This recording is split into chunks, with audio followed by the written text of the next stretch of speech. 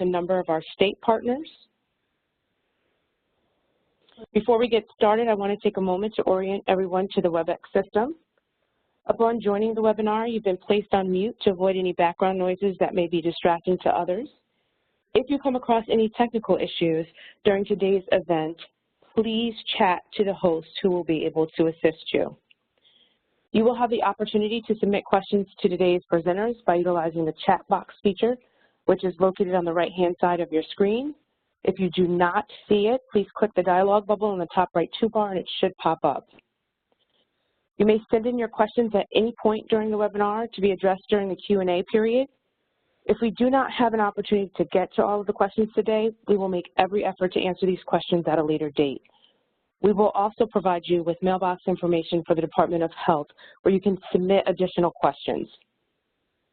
Slides will be posted to our website following this presentation, so you'll be able to access them there. And lastly, this is a friendly reminder that information presented during this webinar is current as of today and is subject to change. Today we will hear from several state representatives who will walk us through the rate development, draft rates, and codes for the new SPA and HCBS services. And at this time, I'm going to pass it over to Donna Cater, Deputy Director, Division of Finance and Rate Setting at the Department of Health, who will get us started.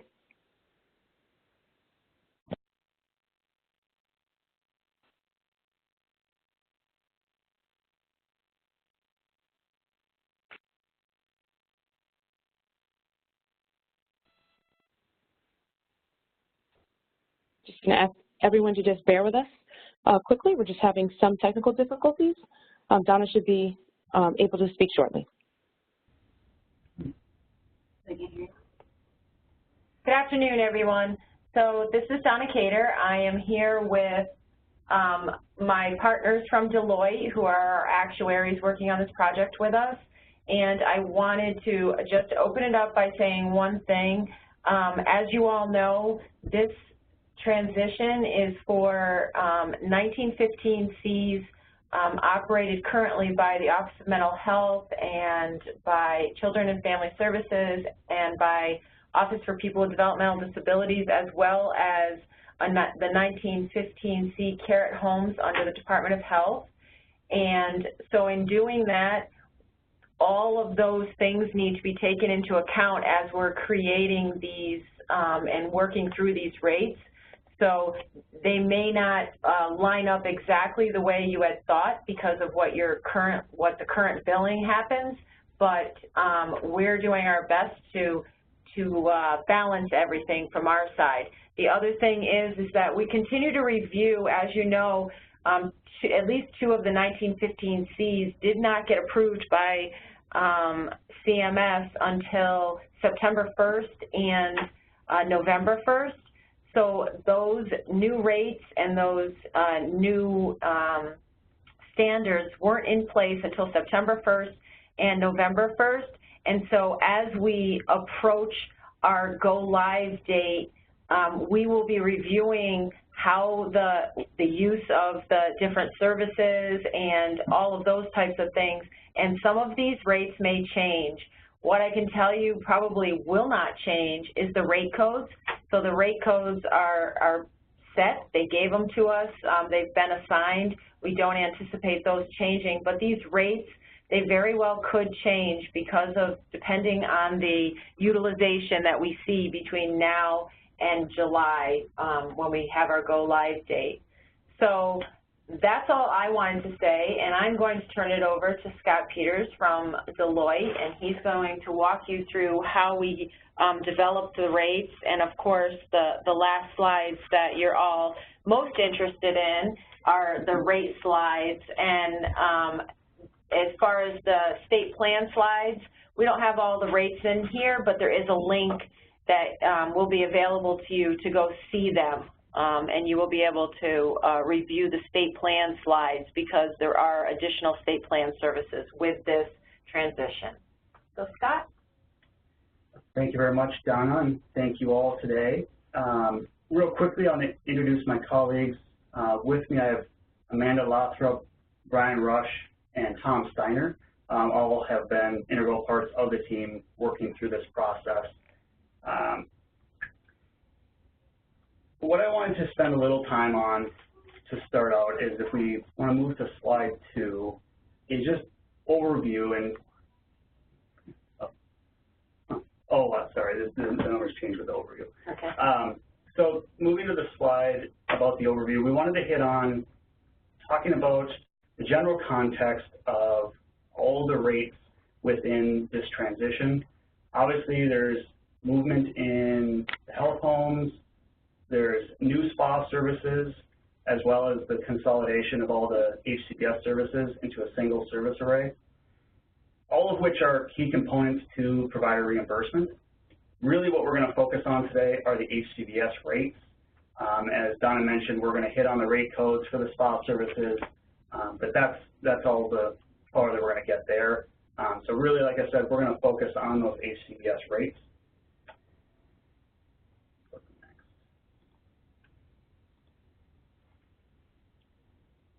To kind of give you some context of the process we work through, we wanted to indicate some of the considerations. So as you're all aware, and as Donna mentioned, moving these different 1915s into an 1115 waiver, there's certainly differences between those historical waivers and what the world's going to look like under an 1115. There's differences in the services, staff requirements, various other components of moving certain services from HCBS to SPA, all sorts of components that are moving around that we need to understand. So one of our initial tasks was to get up to speed of where are these services moving to and from, how do they align to that new 1115 service array, and really what does that mean to the providers? How are they going to understand, how are you all going to be able to utilize these rates and rate codes to serve your populations? So with that, we worked closely with DOH and with the state partners to understand those services as they've been used historically, and then how they align to new services. So a term you've probably heard is crosswalk. So understanding where your old rates transition to the new rates, understanding that not all services were available in the historical 1915 waivers. So it's not a single one-to-one mapping exercise. It is a little bit of a matching exercise. I'm not going to, we didn't include in here our nice pretty crosswalk that was all colorful and bright, but there is a crosswalk that you can review within the draft transition plan that's on the Behavioral Health Kids Transition website. So I'd encourage you to look there to understand what your old services will map to under the 1115 for more clarity there. The next item is around the data that we wanted to collect. So as an actuary, I love data. The more data, the better. So Donna helped by calling up everyone she knew that had data, and we gathered everything we could from claims data to cost reports, historical models used to set rates for the different 1915s, really anything we could get our hands on to understand the programs, where they've been, where they're going, how these new rates she mentioned may play in, either currently or in the future, and really trying to understand the full scope of what's been going on. All of those pieces are really important as we start to think about what do we want to use as our baseline rates, how we want to adjust them to match up with that 1115, and that's where a lot of the state partners really came in to provide context of what do these services mean to their populations, how have they been delivered, what kind of staff requirements have been implemented, and what is that going to have to look like in the future. Ultimately, we know these are temporary rates. I think it's still to be determined how long they will be fee-for-service before they're moved into the managed care capitation rate. But as a point of reference, in the adult side, they were fee-for-service for 24 months. So probably a reasonable benchmark, but I know that's undergoing some discussion on where that will land. Thinking about the methodology, CMS guidance really is a critical component that we have to keep in mind. Anytime you're setting rates, especially rates that CMS has to approve, they're generally going to provide some instruction on how they anticipate or expect you're going to set them and verify that they're appropriate for the services being offered. So that's always something we have to keep in mind. And with that, it really helped us to think about what has been most recently scrutinized by CMS and approved. And one of the big ones, big waivers that was highly scrutinized by CMS and really went through a lot of internal due diligence was the OPWDD comprehensive waiver. And I know that's not one of the waivers moving to the 1115, but it is very consistent with the service array that is going to be offered in the 1115. And as I mentioned, it's been reviewed by CMS, it's been approved, and considered a robust methodology. So it really made sense to align that as our kind of base component where able. Certainly it's not going to be a perfect alignment, but it really was a strong, strong alignment for most of the services.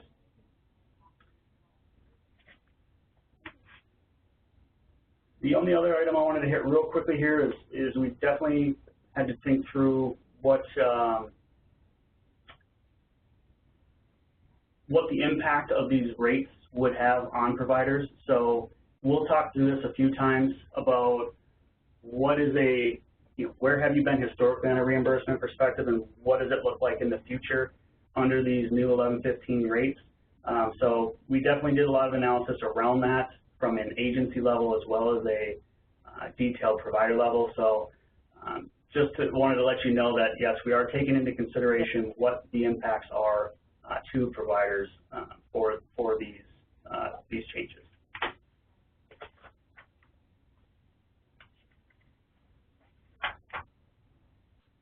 This is a bit more detail on how we actually went through the process, the approach to the actual rate setting of utilizing calendar year 16 data as our underlying source of utilization and paid claims from a comparison perspective, selecting the OPWDD comprehensive waiver rates as our base rates for the most part. They didn't align with every service, but most of them.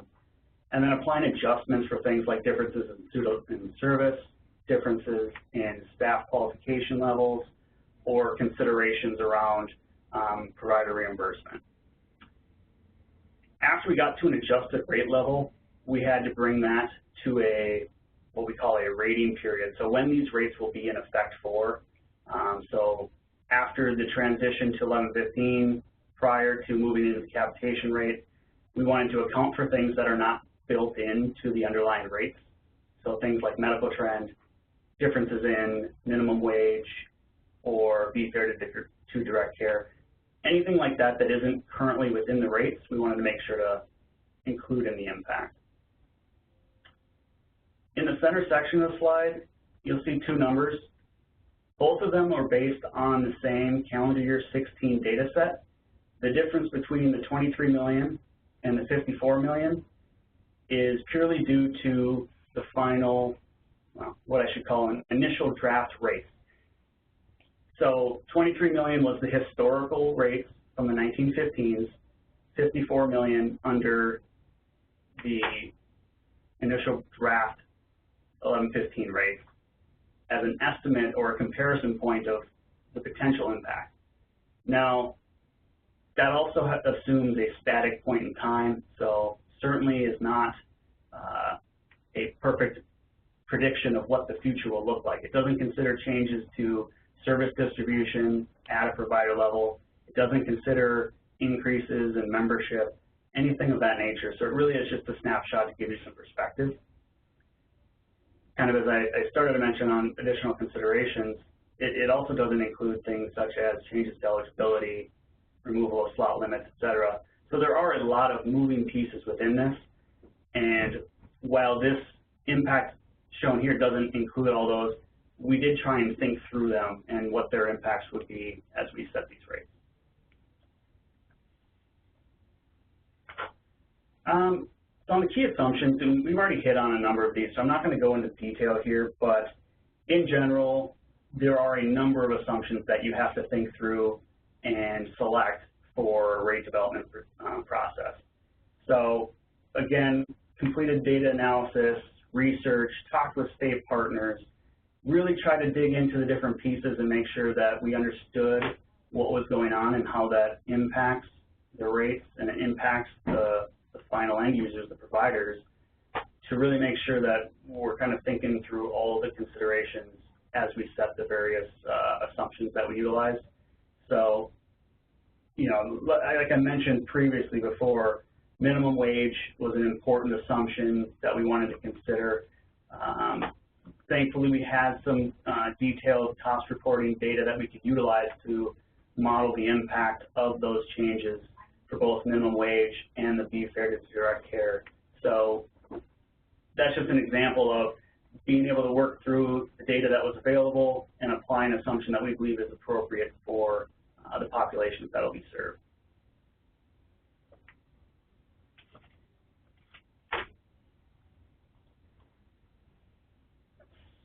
Slide 9, if I can read the number there.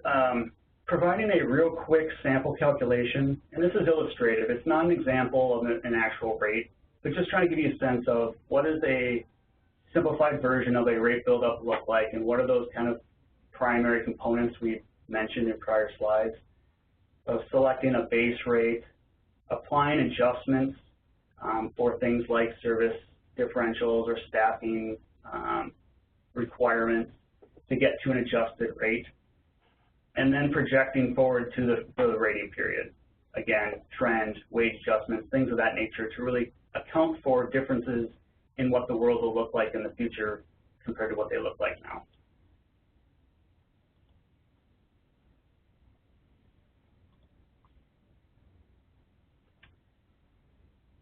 As we start to look at the rates, a couple key things I want to make sure we hit on before we go too far. As I mentioned, initial draft rates, I know it's maybe a convoluted way to say it, but there's a reason behind it. Initial is because of what Donna mentioned before. We have used the best data that we have available, but they're certainly not perfect data sources. You'll never have perfect data, but that doesn't mean there won't be better data that will come out in the future, especially as you start to get utilization of the services that these rates will actually be applicable for. So as better data or new information comes available, DOH and state providers and us, we will review and understand if there is a need for an adjustment. So as Donna and others have mentioned, subject to change based on newly available information. The draft component really is related to CMS. So all rates need to be approved by CMS before they can be utilized. And until they're approved, they'll be draft. That is, there's a few things there. They're going to come back with questions, they always do, to try and understand the methodology better, to verify that you're thinking through all the key components that build the rate up. And depending on their comfort level with how you approached the rate development and the assumptions that you're applying, they may or may not require adjustments. So that some of that will be out of our hands. It'll be up to CMS to say, well, we don't agree with this assumption. We're going to need you to make a change before we can approve it. So we'll work through that as they come up, and once they are final, then they will be posted. The couple other items to note is even though they may be final before the transition, that doesn't mean they will be able to be utilized until after the transition. So this is currently applicable for the SPA rates that are currently approved, but they can't yet be utilized. The reason being you haven't moved under the 1115 authority, therefore the services are not available to be utilized, and neither are the rate codes or the rates. So just keep that in mind. Even if they're posted online, you can't use them until the populations have actually moved into the 1115 waiver.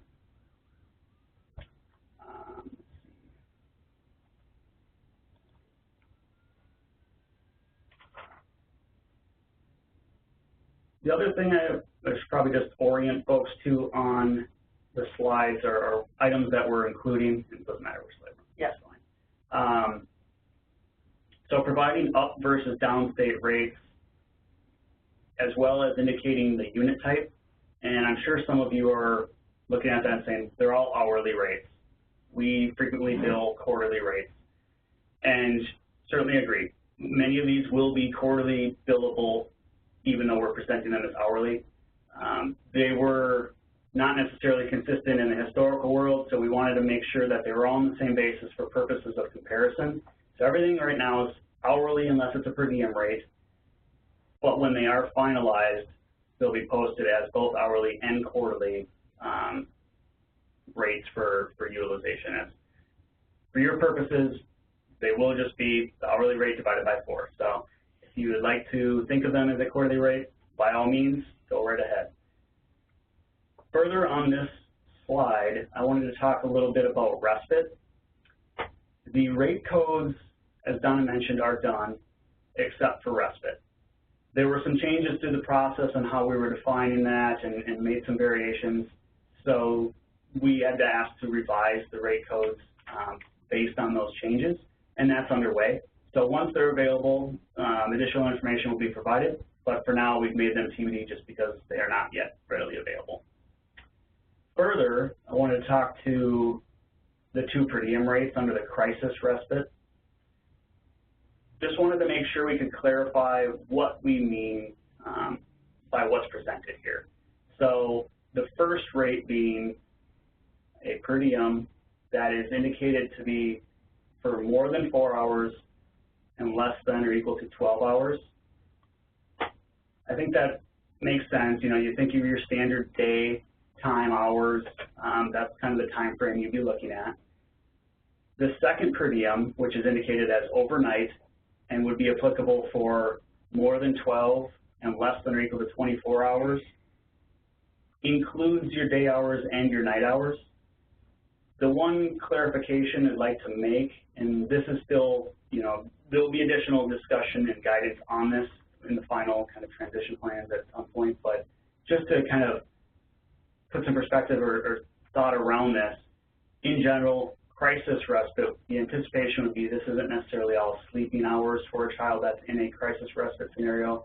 It would be the more intensive utilization of the service. So just something for consideration, and as I mentioned, there'll be additional guidance on that as we kind of finalize things moving forward. On the third slide for the HCBS rates, we've only provided the rate codes. So for a couple reasons. One, we didn't set these rates. And 2, they're not really rates per se. They, as you can kind of see in the descriptions, they're variables of units based on how these services will be delivered. So there's not necessarily a rate that you would be setting in a way that's consistent with the rest of the services. But we did want to provide the rate codes here so we have the full list of HCBS services so that you have them all available. They're not yet posted. The rate codes aren't posted to the website yet. So this really is the only place you can get them, and we want to make sure you had all that were available.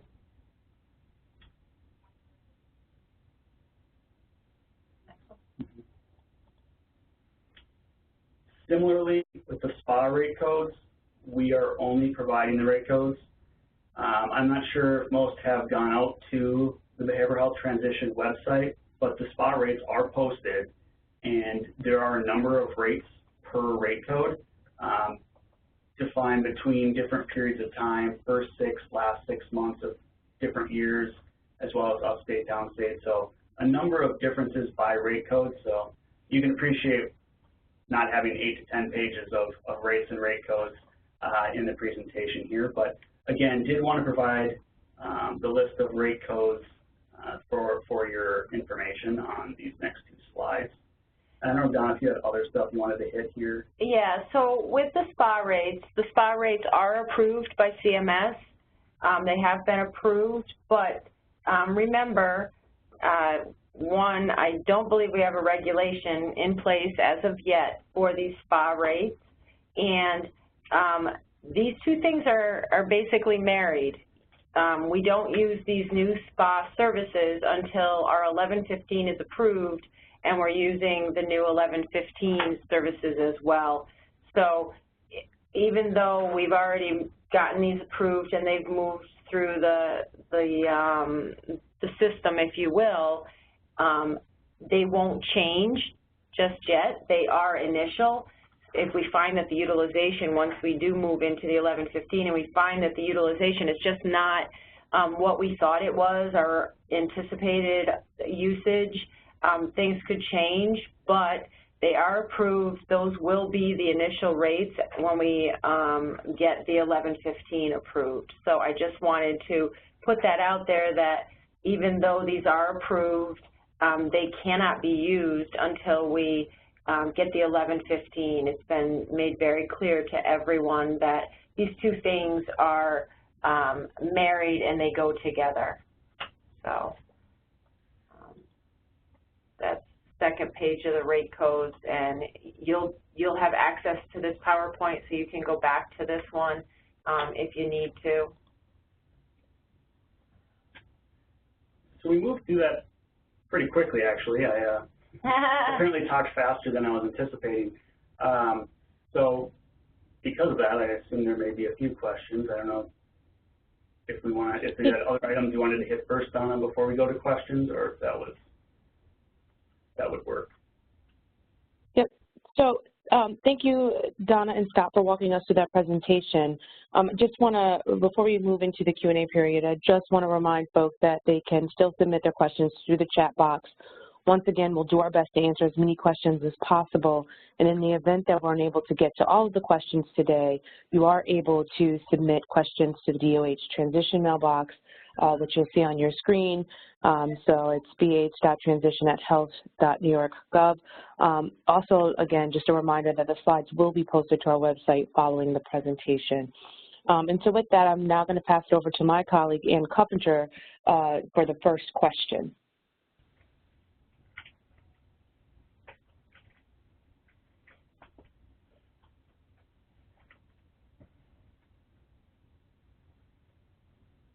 Caregiver family support. I'm sorry, Ann, looks like we can. We had a little bit of technical difficulties, it sounds like. Can you repeat the question? Thank you. Sure, no problem. So the first question relates to group size for family caregiver support. And the question is, can you speak to the group of 2 and group of 3 for caregiver family support? Currently, we offer groups in larger sizes per the group curriculum. How will this impact what we can offer? So I think that's a question, and Scott and I are going to tag team on these answers, but I think that's a question that really needs to be reviewed by program, and I believe it's in the transition plan. I'm not sure if Alyssa wants to speak to it or if we just want to take the question and we will come up with the answer and put it out there, because that's really a program side of the question, not a fiscal side of the question, or I'm sorry, a program side of the house rather than the fiscal side of the house.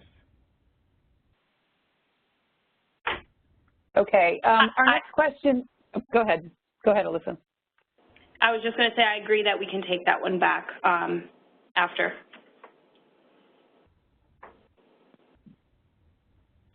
Okay. The next question is, which service is a better crosswalk to family peer support services?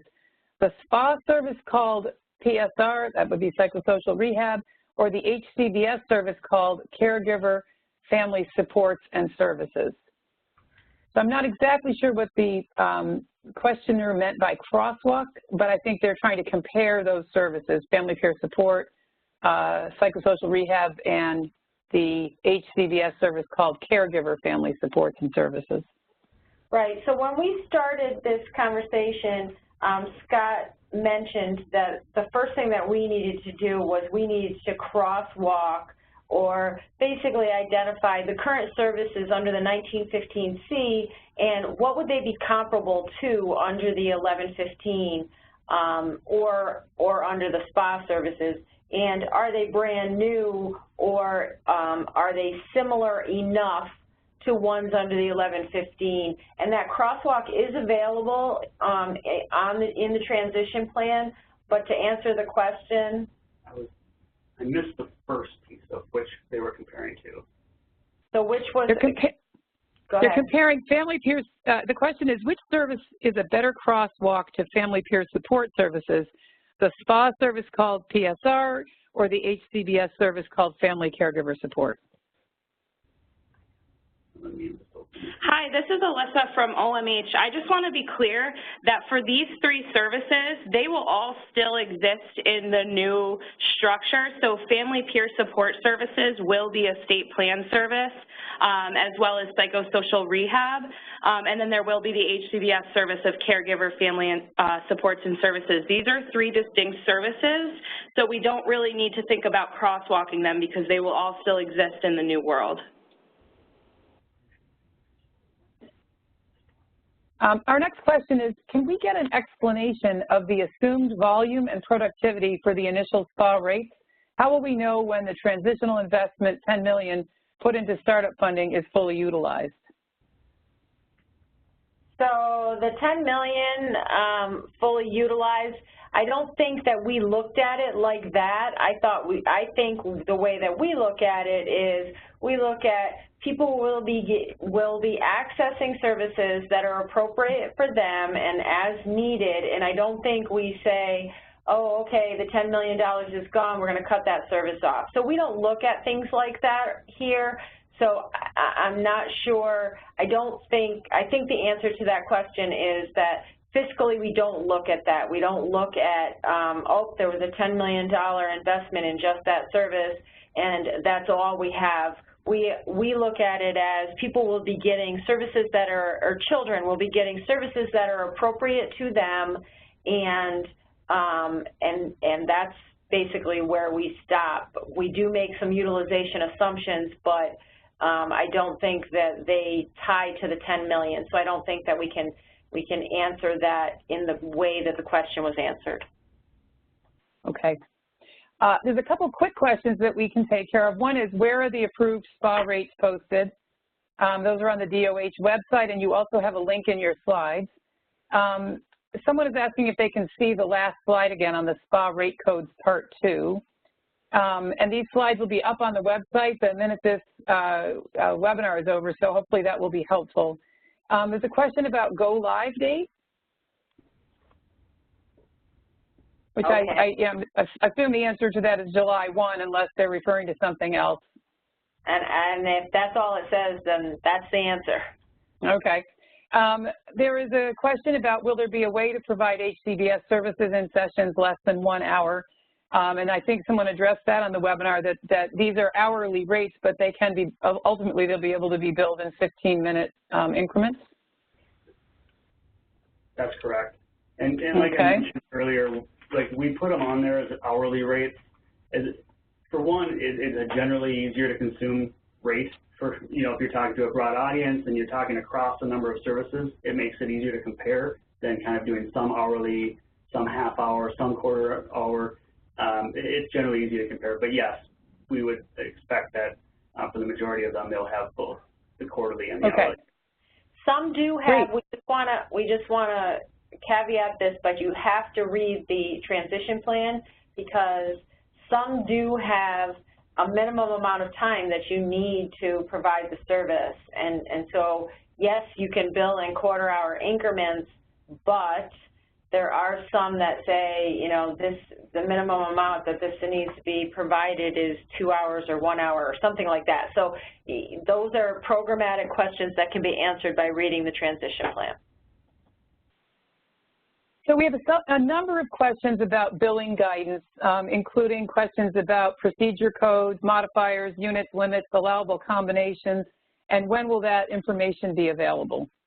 Great question.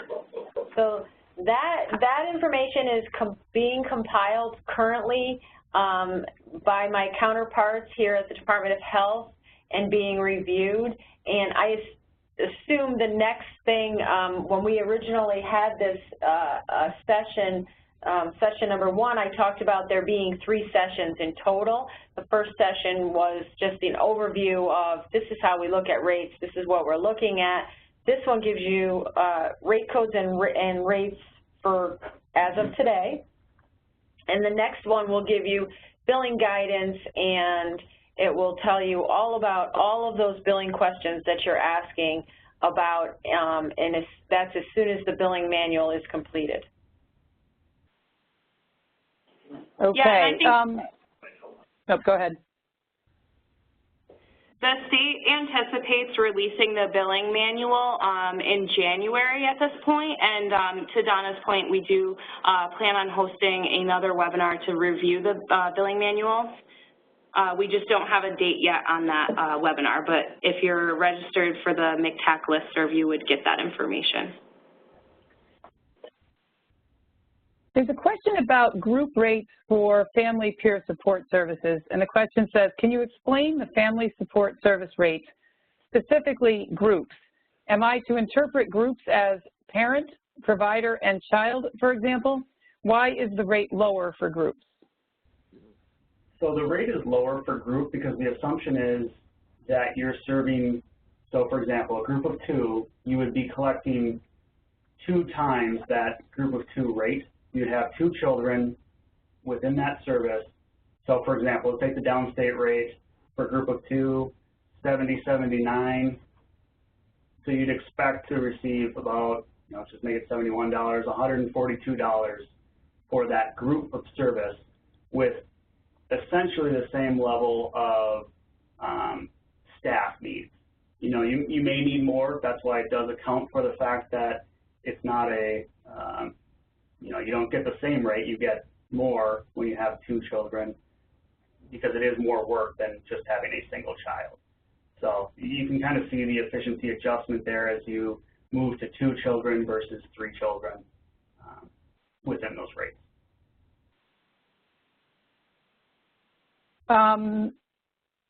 There's a question that says, are there maximum units allowed for the hourly services? So maximum units, again, this is something that's written in the transition plan where any maximums would be in place for which services and for how many hours. All of that's in the transition plan. So you have to go out and get that information from the transition plan because that's a programmatic question where there's maximums. But I will tell you that we have taken into account if there was maximums or minimums, as I spoke about before, when we were calculating these rates.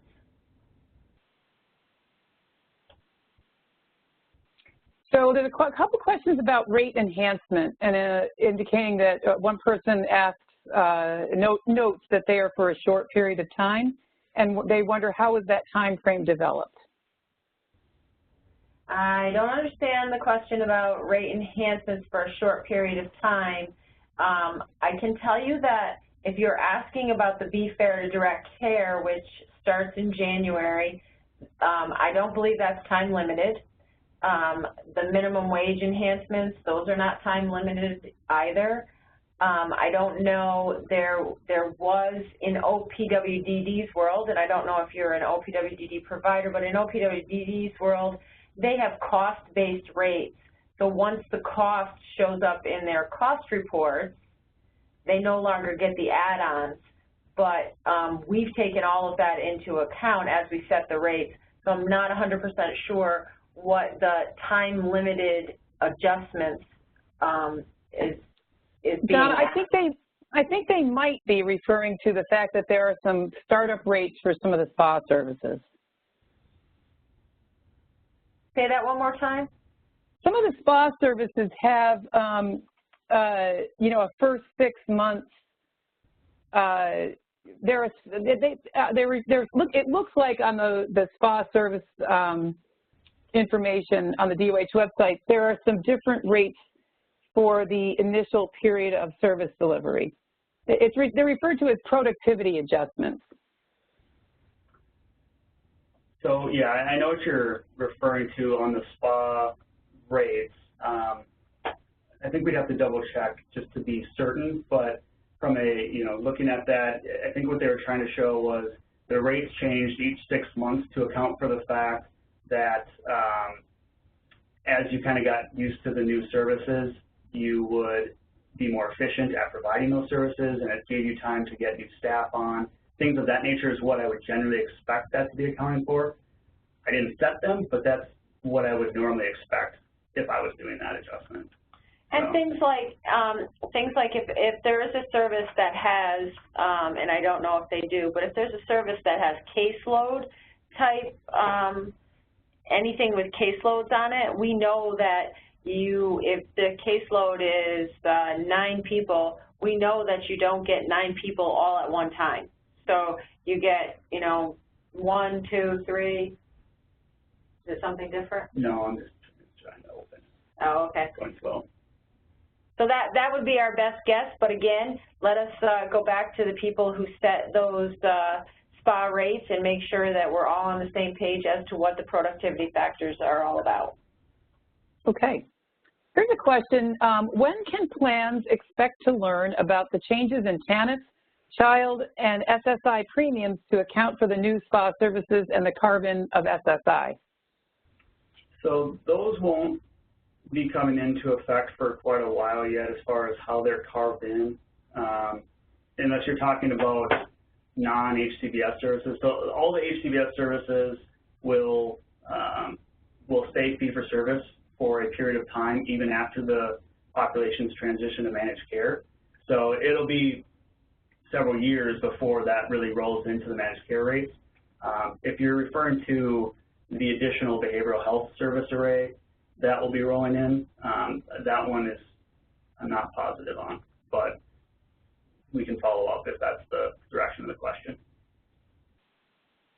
So if that person who asked the question wants to add some clarifying information, we can at least answer it offline once we get a little bit more information.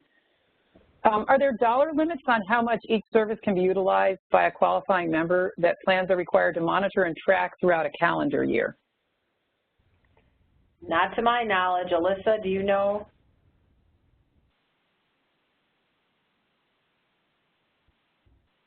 There are no limits for HCBS on the children's side that were built into these rates. And is that the same for SPA services? Yes. Okay.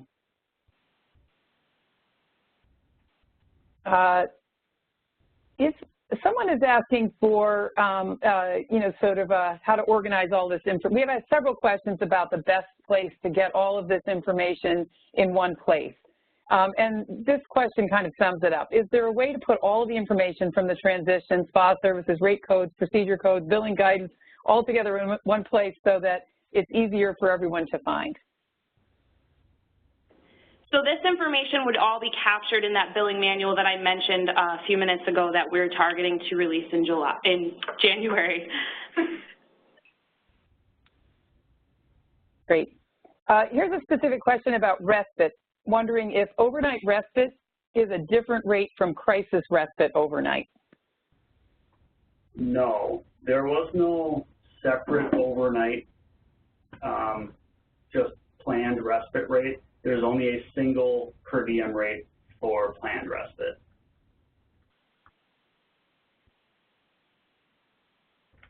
Where do customized goods and services and accessibility modifications come in? These were not mentioned in the manuals for HCBS or SPA. They're discussed in the transition plan. I can't speak to the manual, but I know they were in the transition plan. If you look under the crosswalk, you'll see them there. And I assume that they're discussed throughout as well. This is Alyssa again from OMH regarding customized goods and services. As stated in the transition plan and the Children's 1115 waiver amendment, that service is not going to be started initially. It'll be started later as a pilot first, so that's why that's not included. Is that the only one, Alyssa? All of the rest of them are starting with all of the rest of the services? That's correct, yes. Thank you.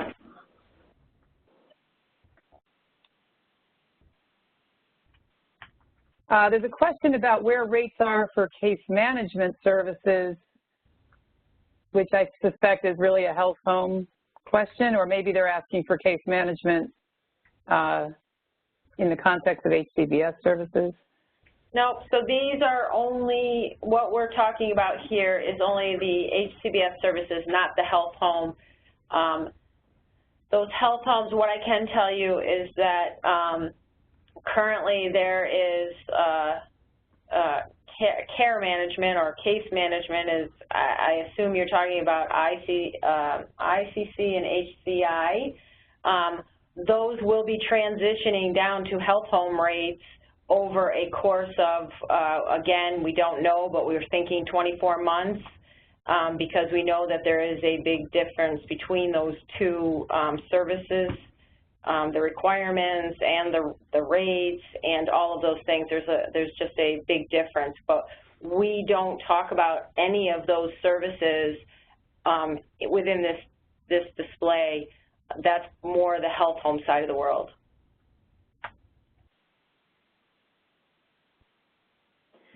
This is Alyssa from OMH. I do want to just point one thing out and correct something that I said earlier when I said that there were no limitations on the HCBS services.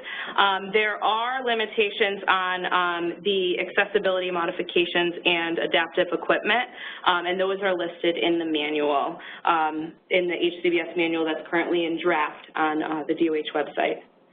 So are those dollar limits, Alyssa, or are those limits as far as how many times a person can access those services? Those are dollar limits. Okay. And are they dollar limits on an annual basis? I think that's what the question was. We'll have to get back on the specifics. I just was, somebody sent me a note that I should just correct that, so. Okay. So we'll get back to that one about the limits on those services. Okay, a couple of follow-up questions to some things that we've addressed. One is, can you explain the rationale for different crisis rates for day and overnight? So part of the reason why we wanted to have separate rates is there's going to be significant difference in the level of care provided in a 4 to 12 hour time frame versus a 12 to 24 hour time frame. So we wanted to make sure we accounted for that. If we had a single per diem rate, you could see in certain circumstances, the rate would be far too much. In other circumstances, it'd be far too low. It'd be really hard to account for the differential in the level of service requirements in a crisis setting with a single rate. So that was really the key consideration. I think there was other programmatic considerations, but from a rate setting perspective, that would be my thought. Okay. Will startup funds be available for new providers?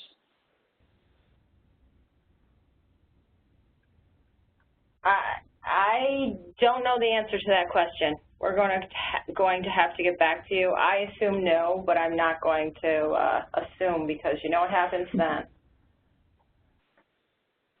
Okay. At this time,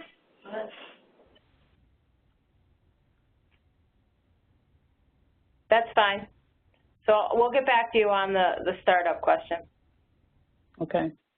We have a question from a family and caregiver support perspective, which is, can that service be billed twice in one day if they are working with one parent but serving 2 identified children? Again, that's a specific billing question that will have to come out when the billing manual comes out, because that's really asking, you know, when can you bill and how much can be billed. So that's going to have to wait until the billing manual comes out. Okay. Trying to cluster these a little bit, but it's almost impossible because they're coming in a number of different ways. But there is a follow-up question to the question around respite, crisis services, and it disappeared. The question was well, let's see if I can find it again. Sorry, it moved around a little bit. Oh, the staffing. The person is noting that the staffing levels would be the same for a 24-hour crisis service. So the original question was, can you explain the rationale for the different crisis rates for day and overnight? And the follow-up is, in response to your feedback, was that the staffing levels would be the same to staff a 24-hour crisis service. It's possible that statement is correct, and it may not be, because depending on the crisis, depending on we do find that sometimes there are children who go into crisis at night after long days, and the crisis may be more intense at night, so there may be extra staffing needed at that time. Then you have children who, if they go into crisis, by the nighttime, they're sort of calming down and able to get through it. So that may be true, it may not be. Maybe in your case that is true, but we can't make that generalization. Okay. We have a follow-up question to the question about HCI rates, and that is, how can we find out how the HCI rates will transition down to health home care management rates over a 24-month period? Who would the HCI rates apply to in an organization that's currently providing 1115C waiver services, as well as children's health home services? Okay, so it's obvious that that's something that we have to come back out with, and those transitioning down, that comes from our shop, and we just haven't figured out exactly how it's going to transition down, whether it's going to be front-loaded because you've only been accessing those HCI rates since September 1st, and it was already a big change when it went from what it was prior to now. So that's something that we're going to have to work on. And the second and third part of the question are also things that we're going to have to, it sounds like we're going to have to get together with the health home team and maybe do a WebEx just on those things transitioning and how the health home dovetails into this, if you will. So we're going to get back on those questions. Thank you. Yep. There's a question about fee-for-service and the comment that it would continue for some time. And the comment or the observation that the questioner made was that the managed care organizations are supposed to be covering HCBS as of July 1, except for foster care children. So they're asking for some clarification about that whole idea that fee-for-service might continue. Well, so the idea here is they're not at risk for the HCBS services for a period of time. They're going to be paying those services fee-for-service until a point in which they're carved into the managed care capitation rate. So that's kind of the perspective to take, is at risk for a period, or not at risk for a period of time before they get transitioned into the capitation rate, at which place then they'll become part of your monthly cap rate. And I just want to be clear to that point, providers will still be billing plans as of July 1st for those services, but the way that the plan is reimbursed for the services is what was just being referenced by Deloitte. So I just want to be really clear that providers are expected to bill plans for the HCBS beginning July 1st. So I think with that answer, I think we're out of time. And I unfortunately have a hard stop at 3 o'clock, and my clock says 2:59. So. Yes, thank you, Donna. So just want to thank everyone for attending today's webinar. Just a few follow-up points. Again, if you missed the first webinar, you can access that recording by going to mctac.org and look under the training tab. You'll be able to find it there. A reminder that slides will be posted after the presentation. And again, if you have not signed up for our listserv, please do so, as we'll be sending out more information in reference to the third webinar that Donna and both Alyssa spoke of. So once again, thank you. On behalf of MCTAC, we'd like to wish you happy holidays and have a great rest of your day. Thank you. Thank you. Thanks.